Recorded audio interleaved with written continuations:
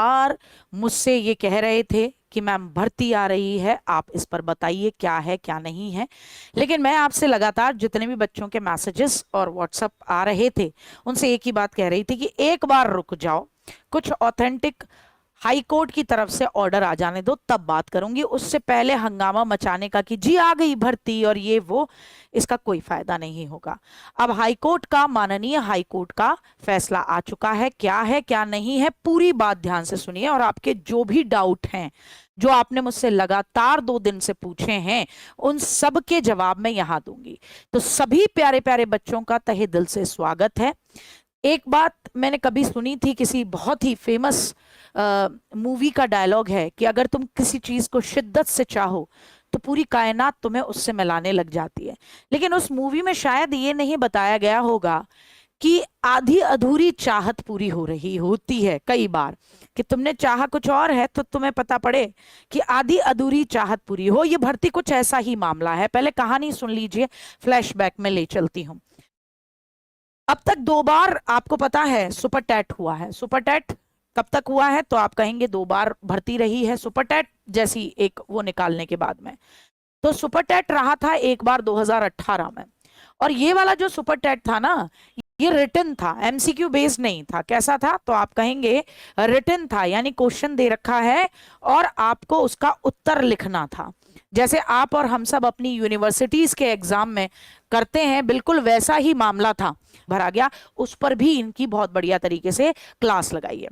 अब जो आपके मन में प्रश्न है, उन सारे प्रश्नों के जवाब आप मुझसे सुन लीजिए, मैं आपको बता दूं क्या है क्या नहीं है।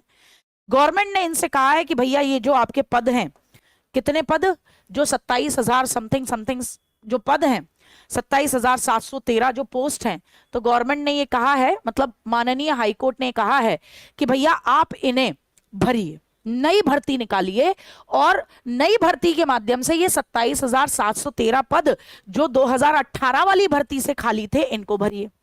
अब देखिए 2018 के हिसाब से भरने के लिए कहा है, यानी 2018 के समय पर जो पद खाली थे उनको भरिए। अब यहां पर प्रदेश सरकार से एक बात कही गई है कि भैया देखो, तुम्हें इन्हें विद इन 2 मंथ्स, क्या कहा है, with in a period of 2 months from today and in that construct आपको ये फॉर्म भरवाने हैं, नोटिफिकेशन पब्लिक डोमेन में लाना है कि भर्ती आ रही है।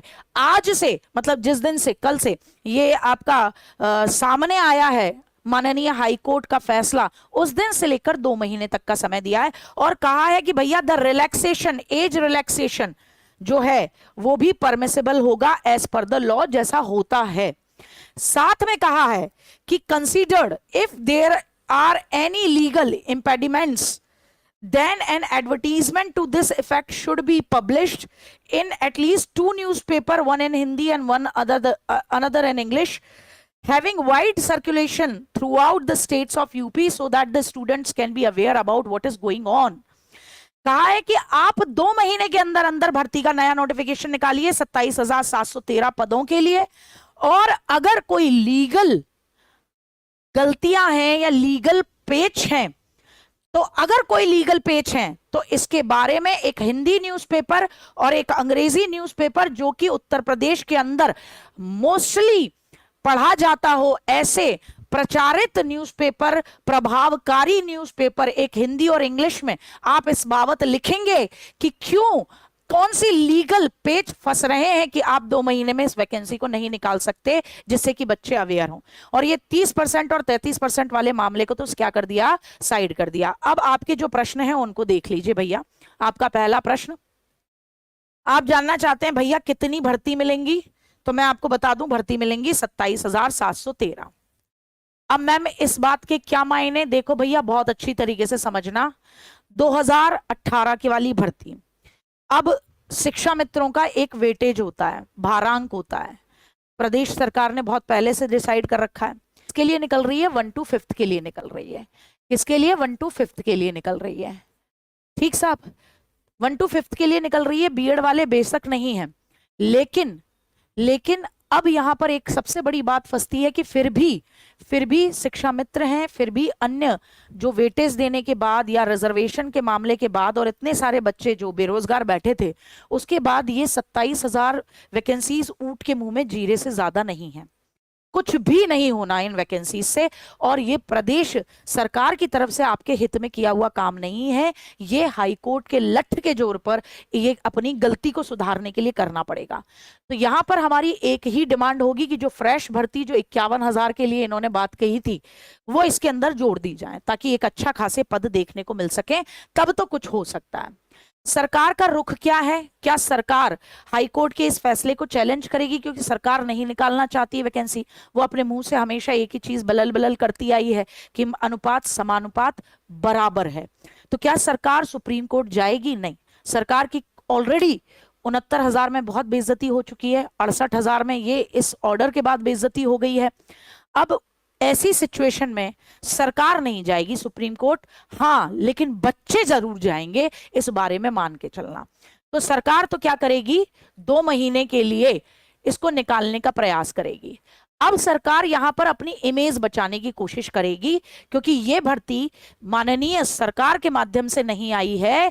क्या करना होगा, ये इसके लिए सरकार को अपनी तरफ से ये जो 51,000 पद थे अगर इनको जोड़ती है तो फिर सरकार इसका क्रेडिट खुद ले सकती है, वरना बच्चा मुंह पे जैसे तमाचे मार रहा था वैसे ही तमाचे मारेगा, क्योंकि ये माननीय हाई कोर्ट की तरफ से है। कौन दे सकेगा एग्जाम? तो भैया देखो, इसमें क्लियर हो जाता है कि बीएड तो नहीं दे पाएगा। बीएड नहीं दे पाएगा क्योंकि ये भर्ती किसकी है, असिस्टेंट टीचर रिक्रूटमेंट एग्जामिनेशन वाली 27,000 पद हैं। तो इसमें बीएड वाले क्या कर पाएंगे, बीएड वाले नहीं हो पाएंगे। तो कौन, बीटीसी वाले, डीएलएड वाले रहेंगे। तो बीएड वालों का तो नहीं है, तो कौन रह पाएगा, तो बीटीसी और डीएलएड वाले। जो सत्य है वो सत्य है, ठीक है। अन्य राज्य, पहले भी अन्य राज्य के बच्चे भरते रहे हैं, क्योंकि 100% रिजर्वेशन पॉलिसी कभी नहीं रही उत्तर प्रदेश के अंदर। पहले भी हमेशा लिखा जाता रहा है भारत का नागरिक। क्या लिखा था जाता रहा है, भारत का नागरिक। तो अन्य राज्य के बच्चे भी यहां शामिल होंगे। ठीक साहब, कंपटीशन देखते चलिए। क्या सिलेबस बदलेगा? 2018 में जब पेपर आया था तो पैटर्न बदला था कि आप रिटन में आंसर लिखिए। 2019 में एमसीक्यू बेस्ड कर दिया गया। तो क्या सिलेबस में बदलाव आएगा, जो आपका प्रश्न है। तो सिलेबस में बदलाव ये किसके ऊपर डिपेंड कर रहा है, जो नया चुना हुआ सेवा शिक्षा चयन आयोग है, जो कि कुछ भी करने को तैयार नहीं है अभी तक में। तो देखना होगा क्या वो सिलेबस बदलते हैं या उसी पुराने पैटर्न के सिलेबस पर ही काम कराते हैं। अपीयरिंग कभी नहीं लिया जाता किसी भी एग्जाम में, कभी भी किसी भी वैकेंसी में अपीयरिंग को नहीं लिया जाता। क्या भर्ती अटकेगी? पूरे चांसेस हैं, रहती है। कब तक हो सकता है एग्जाम? अब आपको वैकेंसी का नोटिफिकेशन निकाल देना है, और अगर नहीं निकाल पाते, कोई लीगल पेज फंसता है, तो आप इस बारे में कि क्या पेज फंस रहा है इस बारे में भी बच्चों को सूचित करेंगे अखबार में।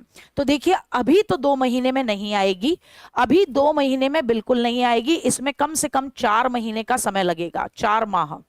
ठीक, 2 माह में नहीं निकाली जाएगी, क्योंकि प्रदेश सरकार भी अपनी इस बेइज्जती को अच्छे तरीके से क्या करेगी, सोचेगी, बैठेगी, क्या करना है क्या नहीं करना, कौन से लूप होल्स हैं जिनसे बचना है, ये सब कुछ देखते हुए।